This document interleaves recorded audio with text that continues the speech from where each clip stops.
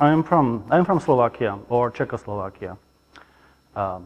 Yeah, I was born in Czechoslovakia, and in 1989 there was Velvet Revolution. And 3 years later, the Republic, Czechoslovakia Republic, just split. So now it's Slovakia and Czech Republic. I studied at the Academy of Fine Art and Design in Bratislava, which is capital of Slovakia, and it's art academy and very prestigious school. So I was study textile, mostly tapestry. So that was my education, I could say.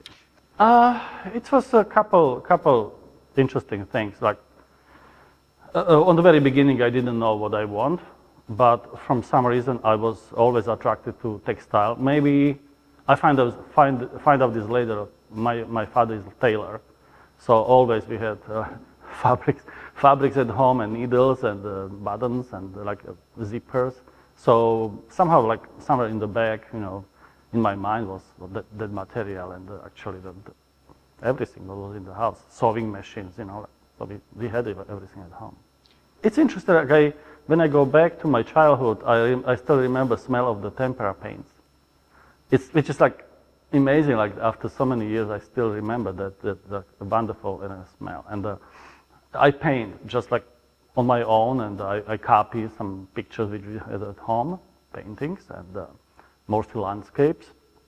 And I remember also I was carving a little bit to the stone, which was very soft stone, and I was carving, let's say, different animals or whatever. So I remember this, like, I was like maybe 10 to 12.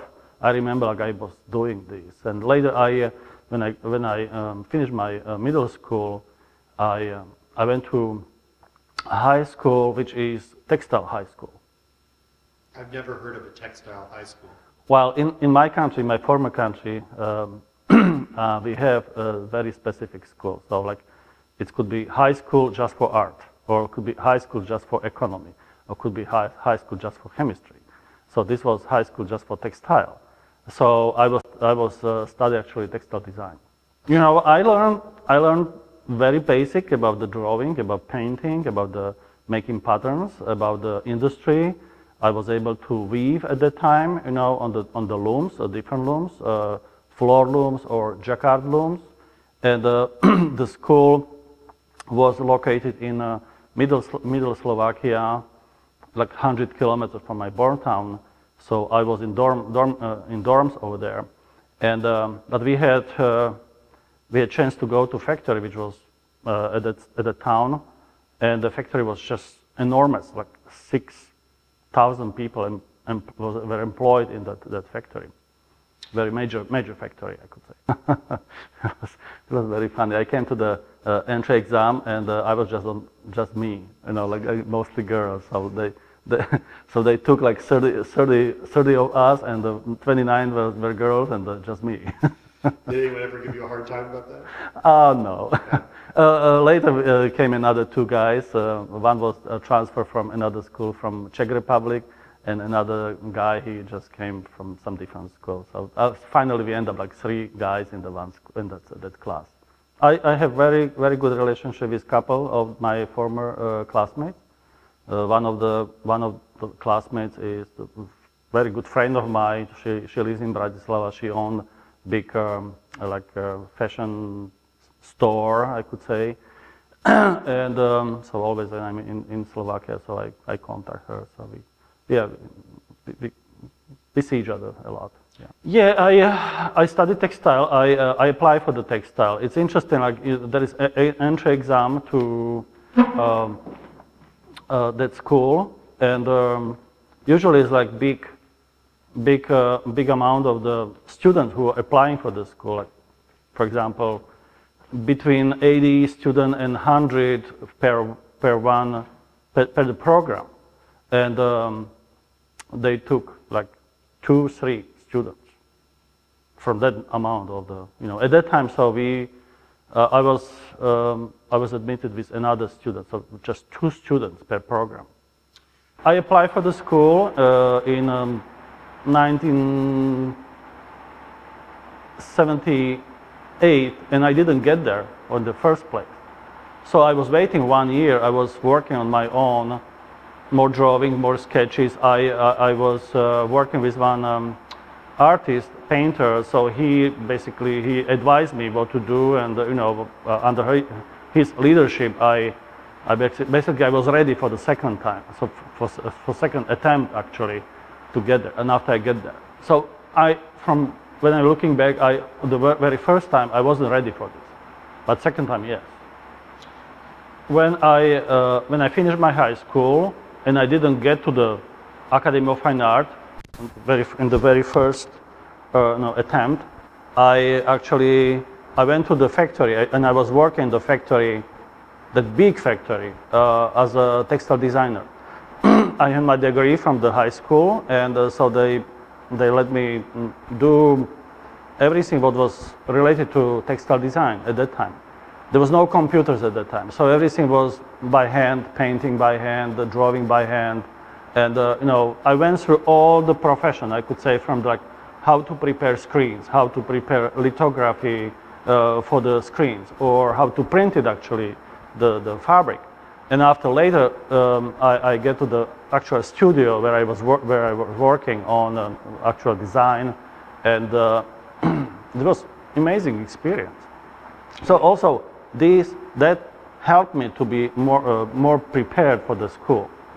So this was one reason. Another reason was because I was working in the factory, and when I applied for the school, and I went to see the president of the school, and I asked him if I can get scholarship from the factory.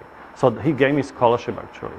So my goal, or our contract was, after finishing my Academy of Fine Art, MFA, I was supposed to come back to the factory and working as a textile designer. So this was my goal at that time. You were supposed to? And I did. Oh, you did? I did, For yeah. how long? For 4 years. I was working 4 years in the factory.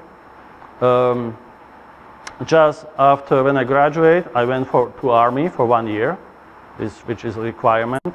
And after I came back, and I was working as I could say freelance artist, but also I was working for the factory. Once a month I was going to the factory, I brought my design, and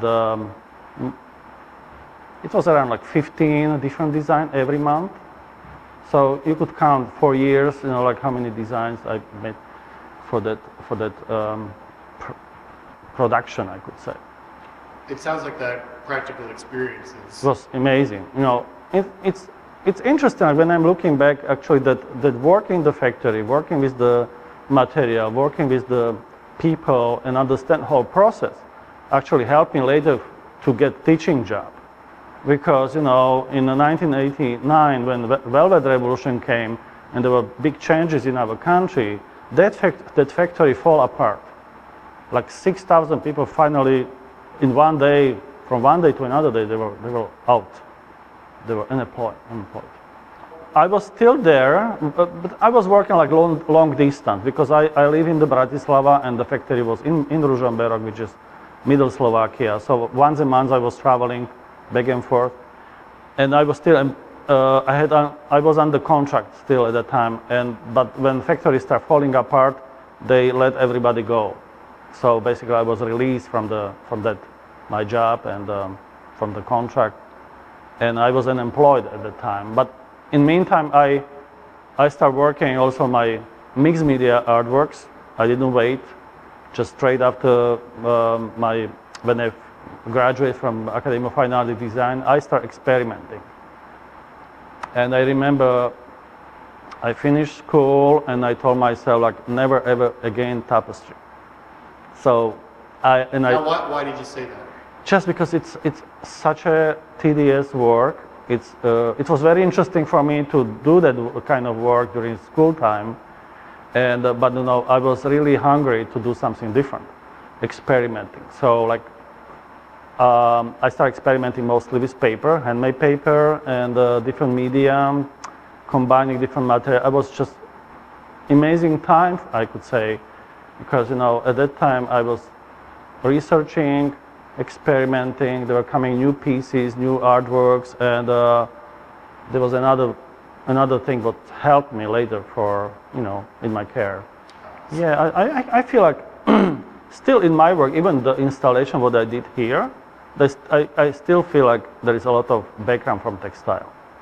Even the piercing of the walls, it's like stitching, or, you know, like all different, like the crochet, because of the piece with the yellow robe, for example, is like crochet, or just simple lines, it's like drawing, and, you know, like it maybe reminds to somebody weaving straight lines and the very simple, like, you know, colors, or just without colors. It was amazing. There was right now I have chills. It's always I have chills when I talk about the revolution, and it was such a wonderful time and feeling like we finally free, because nobody knew, nobody believed like we could be free. We could be as a free country. It happened fairly quickly. It happened very quickly. There was like November 17 was the big gathering of the students in Prague, and the students were beaten in Prague, and there was the beginning of whole revolution, whole movement, and the news spread so quickly over the night. There was everywhere, every single town, every single, you know, in Czechoslovakia actually they took over. They like everybody like, yeah, let's take the communists down, and it was amazing. It was so amazing. So and me as an artist, I also feel like I should respond to that movement, and with other my colleagues, other, you know, former classmates. So we get together and we discuss what we are going to do, how we could contribute to this everything, you know, and we come with the different projects. And one of the project was, I showed that project during my talk, which was big flag, like 100 meters or maybe less than 100 yards long. I sewed together 3 stripes, one white, red, and blue, which is our flag. It's interesting, like American flag is the same color. And so we come with the solution to stretch that big strip of the colors on one big wall on the castle, which is from 9th century near Bratislava. And that castle actually is next Danube River, and cross is Austria, where, you know, there was the people, we couldn't go there. You know, we simply, it was because Iron Curtain, we couldn't go there. We just saw that free country cross the river. And when I mentioned Danube and that castle and that section, in that time, before Velvet Revolution, there were basically police or the border patrol. They killed so many people. They were trying to cross the river. So there was like that place was very, very significant, I think, for our project, to put that project there, because so many people died there, because they were hoping for freedom, just to escape from Czechoslovakia. It was amazing. Like, we just took cutters and we went down and we just cut the wire. And I still have small piece from that wire at home. I framed that small piece, and I have this at home. And it's just I remember this, like, it was amazing feeling. Before, in the wire was actually electricity. So I remember once, like, the students, we went there and we had good time, you know, and somebody touched the wire, and the police was immediately in that section, because they knew, like, at that section somebody touched the wire. So they're like, hey, what's going on here, guys, you know? So yeah, I remember this. The revolution actually opened doors for everybody. Opened doors for, you know, there was suddenly so many possibilities. You know, you could go free. You could just travel. You know, we could just purchase airline and go somewhere. You know, which wasn't before. It was amazing. And another thing is, at that time I get my teaching job because, you know, when the Velvet Revolution came and the students actually started the whole movement. So the student at Academy of Fine Art and Design, where I studied before, I graduated in 1985, and this was 4 years later, the students start occupation of the school. So they throw out the old professor they were all communists, because everybody was supposed to be communist. You're teaching, or like some kind of head of a certain, like the factory, whatever, everybody should be communist. So they throw those guys out, old professor, like really, you know, it was really serious. And they lived there for at least months at the school. They lock the doors, the students, they live at the school. And again, the group of the artists, my older colleagues, which were basically underground artists, most of them, they were working with the Václav Havel, which he was a dissident, plus he was later the president of the Czechoslovakia, and he was the main person, you know, during the revolution. So most of those people actually, they knew Václav Havel very well, and they start the process. They started to rehiring process at the school as a fresh new blood, you know, somebody who wasn't affected by communism, you know, who wasn't communist. So I was in that radar, I could say at that time, because I wasn't at the Communist Party. And interesting story, like again, because when I graduate, I start working, experimenting, exhibiting, you know. I get major awards in 1988, which was like 3 years after when I graduate, and I get major award in Budapest, first prize at the Triennale of Pattern, which was very first time when they just started show, and I won first award. It was amazing. It was like blue from the sky. And I did my, at that time I invented my staple pieces, paper and staples. So this was one venue which was amazing, and afterwards were coming more and more, and I was invited for different symposiums, you know, in Austria, in Poland, you know, like, so I was becoming more and more known, and probably that's why also students came to, they knock on my door, they asked me to apply actually for the job. I was amazed. Yeah, it was actually at that time when we displayed that flag. They designated day, actually it was December, I think December 10 in 1989, which was like less than months from the actual start, when actual movement started. And Austria actually announced like they are going open borders. So it was like 30,000 people just walk through the borders to that section where it was possible to see the our flag on the other side.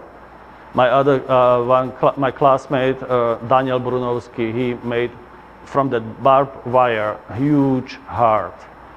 It's like, I don't know, maybe 20 feet high, huge heart, which was basically made from the barbed wire which we cut down. Not we as a, but you know, that was cut down during the process, during that month. So he used that wire and he basically created heart. So on one side was the flag, on our, you know, on the wall, and on the other side of the Danube, in Austrian side, was that heart, which was amazing. No, we just celebrate there. Actually, I don't remember if we get some. We are cheering. Later they published postcards, and on the postcard actually my flag there. So it was cool, like, to see the postcard with my project. I started teaching in April 1990. So I went through the process of the, you know, search, and you know, I was before it was just in the fiber program at my former school was just tapestry studio. So everybody was just working on the tapestry at that time, because you know, tapestry was somehow serving to the regime. You know, they were like, you know what I mean. And when they were thinking about the new school, new Academy of Fine Art, they were thinking about, okay, maybe it could be textile design as a new studio, could be fashion, and could be just free textile, which could be mixed media projects and all kind of techniques. So I applied for the textile design because my background from school and the work in the factory, and I get there. And I remember, like, I walked to the school and they showed me the room. Room was empty, nothing was there. He said, "This is your studio, so you could do what you want. You could build the program." So from day one, I started build new program, new studio, and I was chair of the department of the fiber program for at least 5 years, and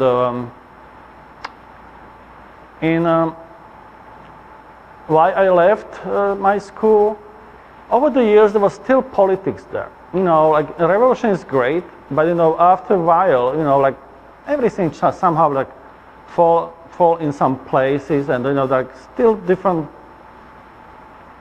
some fighting over nothing, I could say, and I get tired of this everything. I was just want to teach and you know, do a good job in my school, and in 1999 I had a chance to teach at the Rhode Island School of Design. It was first time when I was teaching in US, and they invited me to teach a 6 weeks course. It was winter session course. We had some kind of exchange program with that school, Rhode Island School of Design, RISD. And so I went there with my few colleagues, and we were teaching 6 weeks. And it was amazing experience just to teach and speak English. I didn't speak English at the time very well, but you know, I get really good results from my classes. I start using the mixed media everyday material at the time, and during those 6 weeks I was able to see the school, and you know, like there were differences. There were more contemporary equipment, and you know, like I could say the students were almost the same. I had sense like the students are the same. I mean, same level, same quality of the students, but they were more enthusiastic somehow, because you know, maybe I brought something different there. I don't know. And I remember one day I did. It's funny, like right now I display my works here. At that time, I came with the site-specific project for my student, and we installed different projects, you know, in the different spaces at the gallery. So every student had one piece there. And one day, one artist walked in, and he saw this, and he was amazed, like, "Wow, this is interesting what you have here." And he introduced himself, and it was Warren Selick, his name. He's from Maine, and he's teaching in Philadelphia. And so we talked together, and he asked, like, "And did you heard about Haystack?" I said, "No." He said, "Well, I think it could be interesting for you to teach at the Haystack. Haystack is the summer school in Maine." So, because him, 1 year later, actually, I get invitation to teach at the Haystack. At the same time happened, like I went to another school just to show my work, and it was a school near Pittsburgh in Slippery Rock. And again, happened something like miracle. Chair of the department came to me after my lecture. He says, "Well, this is very interesting. Like, we would like to maybe one day we would like to invite you to teach here." I said, "Okay." So Haystack happened over summer. And like 2 months later, I get a letter from that school in Slippery Rock to teach, which I was supposed to start teach in January 2001. So this was a chance for me to go out from my school for 1 semester, and I took that challenge. I packed my family, my 2 kids, my wife, and we went to Slippery Rock. So this was like very quick. I said, "Okay, I'm leaving for one semester, just clear my head, and just work in different environment." I already had experience from the RISD, which was good for me to teach American students. So this was another chance for me to prove like I could do this. And it was supposed to be 1 semester. After they offered me another year, so I stayed another year. And after another school year, I was supposed to go back to my former school in Slovakia. And when I asked my family what we are going to do, my kids said, like, well, but we would like to stay. So, and after I applied for the job, and the Buffalo State happened, and that's why I'm here.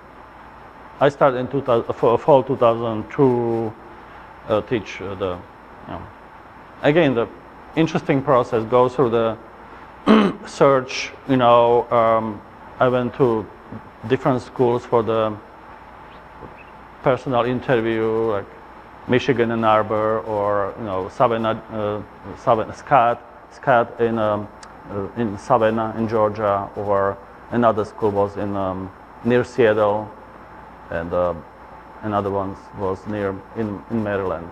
So I feel like from my perspective, because I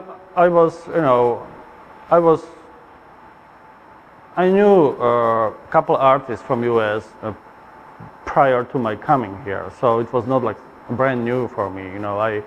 I was familiar with the different artworks from like Shayla Hicks, for example, in the fiber, or Leah Cook, or Jason Pollan, or like all different major figures actually in the fiber. And when I started teaching at the Buff State, I was every year I was going to different conferences. Usually the conference was in Kansas City, and it was a wonderful venue. Basically, meet the artists and see the lectures and take some workshops. Even exhibit my works there.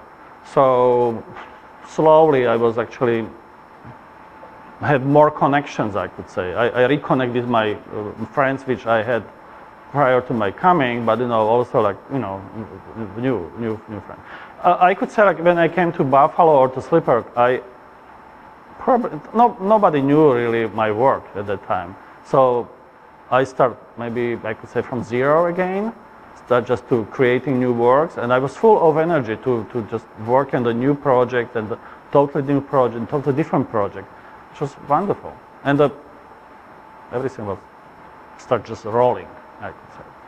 I always I was interested in the bigger scale. Always like I did some outdoor, mostly outdoor, not indoor project, and like from like 1995 I started working bigger, but I was using different material, like strip of the fabrics, for example, stretch through the field, for example, okay? And I use the cables I started using the cables at that time, which cables are also here. And even my staple pieces were still flat, like the wall hanging pieces, but they were big, like 9 feet by 9 feet, or I have one staple piece which is 7 feet by 7 feet, like 3 pieces, the same enormous big project. But that scale, what is here, it's actually first time, and I was inspired by the space, by the move, how we could move the panels, how to maybe do certain project and the relationship with those two projects, different material, like from different point of view. It was challenging. From the very beginning, I was thinking more about the more smaller projects. But you remember, like you came to my studio, and when I mentioned, like, well, the size, you asked me, like, how big? I said, well, something that I can fit to my car. And you said, no, Jozef, you should start thinking about maybe, don't worry about car. We could rent the truck from the Virtual Penny, and you could bring this. At that moment, it was like turn point in the, like, okay, I could go bigger. So I feel like always I'm thinking like how to make big piece, but pack this as a small piece. So this is my philosophy, again, practical, because how to store the piece, and like when I'm looking to that piece behind me, so this will be probably a big problem. I find just space for this one which I can store this, but the rest of the pieces I could very easily store in my storage space which I have at home, and I feel good because they look monumental, but I could pack this very too small and reinstall this maybe eventually somewhere else. My students, they hate me for this. Like I'm pushing them to do something similar, just to think about the whole project. If they have they need to design something, they need to draw, they need to make the maquette, or they need to make some maybe 2D piece which will prove what they're trying to do. And in my case, I find out I need this. And I'm learning so much from this. Every single maquette actually telling me something. I could turn that maquette, I could look from every single angle, and I could see where is the weak part of that piece. So, just brainstorming, make one maquette, and after I go to another one, and like comparing those two, it's like, I could say like I lived with that show for over the year. And just working on those maquettes, the sketches, and brainstorming, and discussing everything with you. It was very, very interesting. Also, I grew up since then because there was a little bit different approach what I did before. Before I knew what I'm doing. I would just cut the pieces, the 2D project for the wall hanging pieces, and but this was something different. And the scale, I was a little bit skeptical if I could do this, but plus I couldn't put piece together. It's funny, like my neighbors were probably when saw me working around my house and displaying some pieces, just testing like how this looks like from the distance. So I was hanging pieces from my roof of my house, for example, or maybe I use my backyard patio where I display pieces. I was just like took the picture and thinking about this like next day, like okay, if this can work or not. It should be bigger, or how everything can work in the space. This was a learning process for me. That scale was new, and I had maybe because I had such a respect for that space. Like I would think like, gosh, this if I blew up these, so it would be like, okay, not good for me. So I was like, yeah, I have the chance. I have a chance to do something amazing, and I'm going to do this. That's why, I was from the very beginning skeptical. Do you remember, like I started using different material in the very beginning, like the branches and like all different kind of project. And I was very excited, like, oh gosh, this can work. And after, like, when you came in, it says, like, you point one piece, I said, this is good one. This can work, and I could see some kind of relationship to your previous project, like more industrial works. So this was again another turn point in my like, okay, I think I need to make new sketches. So I just put aside those pieces, which maybe one day they will be produced, they will be like done somewhere else. And I start focus more on I realized like, yeah, he's right. He is right. I'm going so wide, and I need to go more narrow and just to like focus on everything. And it was over summer, and I knew like over summer was the time when I can work. When September is coming, I cannot work because of my school. So I was really like, time was really ticking, and everything came together very well, I could say. No. This just came, and I tried different ways how to display that piece before I come with that more narrow section, and because the space I was planning to display this over there, and I had also like another idea with the plexiglass, combined with the plexiglass, but I feel like if I will adding something else, I will probably take so much from the whole piece. So that's why I used just everything was there, even the hole where is the screw, that hole was there. So there was ready-made, and it's amazing, like 100% piece which I get from from that firm, and I turned this to interesting artwork. I think everything is experience. You know, I have enough experience to judge how far or how much I could put to that piece, if it's enough or I need more. So you know, I could judge this, and you know, I knew when I need to stop, when don't go further because we'll be overwhelmed. And you know, and I learned this from my own practice, from the working on the small pieces, like you know, wall hanging projects, small models, small folding project which I did before. That precision and that like craftsmanship on everything, which I'm also trying to teach my students. You know, like every single piece when they need to also not just make the piece, but also how they display the piece, how it looks like on the wall, how it's like the relationship with the other project in the show, and it's just coming out. You know, I could say like I have enough experience to do this, so. This, I could say, is my program. I would like to continue, and I could see reason why to do this. I think we have so much material which is wasted, and you know, like all that material, I could see in every single material potential, and you know how to use that material for my artwork. You know, it's amazing. Like always.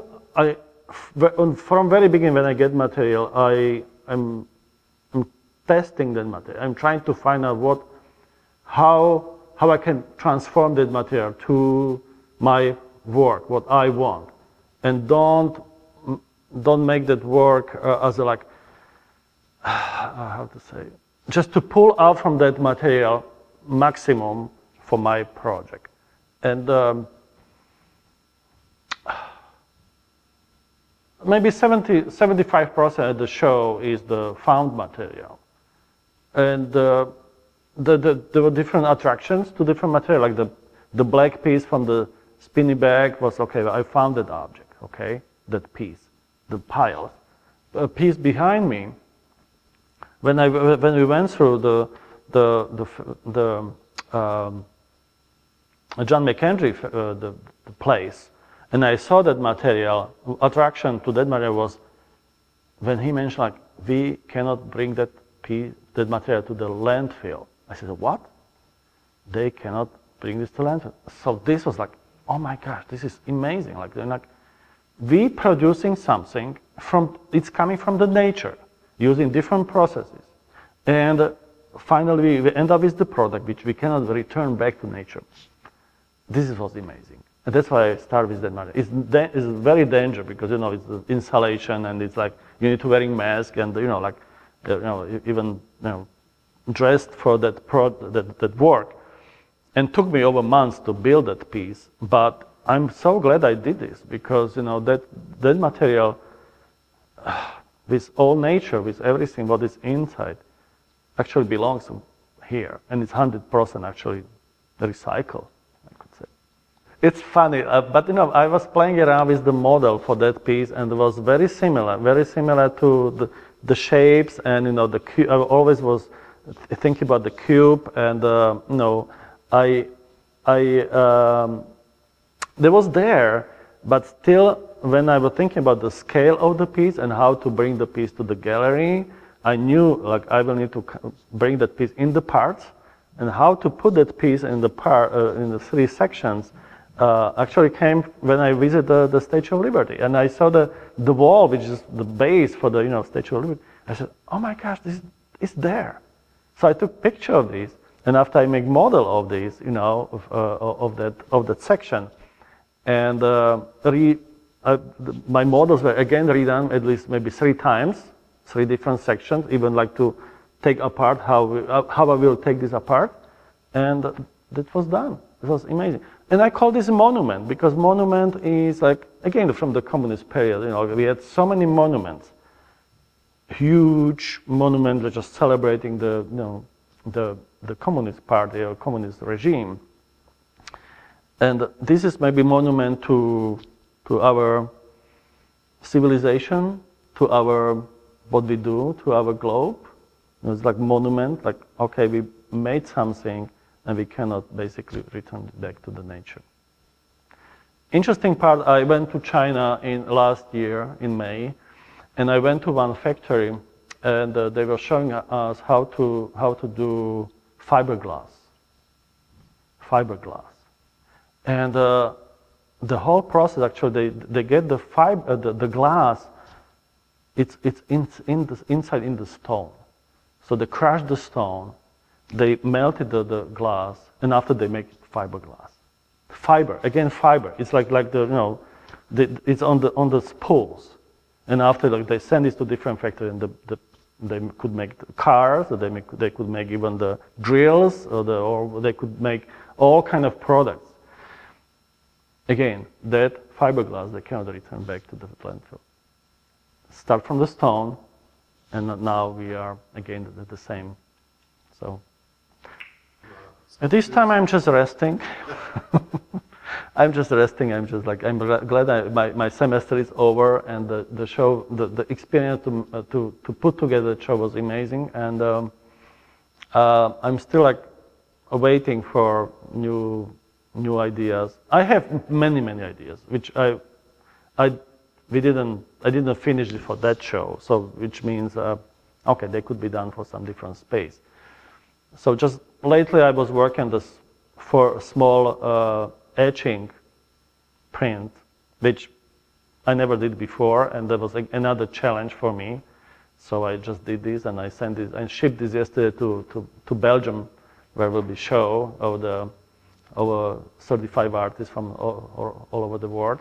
So it was interesting process just to do my etching piece, and printed this, and so it's slightly different. So now I'm like sleeping a little bit, like I'm not really working. My studio is ready to do something, but I'm taking time now. Like, I think I deserve this. Absolutely. It's been a great pleasure to work with you over the last year, and a great pleasure to share your work here at Hallwalls. So we'd like to thank you for sharing it with us. Thank you, John, for being my, I could say also mentor, because you were talking to me a lot, and it was very helpful. And I feel like every artist needs this. Every artist needs somebody to talk about the artworks, and not just be in the studio, be locked in the studio and work on something. Sometimes they need to also talk to somebody about the project. And thank you for Hallwalls, of course, because it was amazing. Great opportunity for me. Thank you.